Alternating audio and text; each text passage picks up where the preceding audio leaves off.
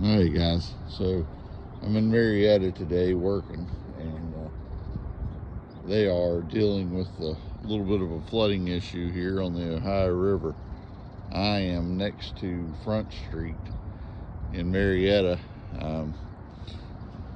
Probably can't see it, but that over there, that little shiny roof right in the middle, right next to the water, is that Philippines Best restaurant at the Williamstown boat ramp.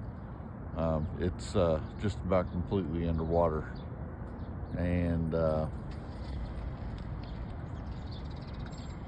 they're anticipating the river, I guess, coming up another 6 foot or so, and they're talking about having up to 4 foot or 5 foot or so in the basement.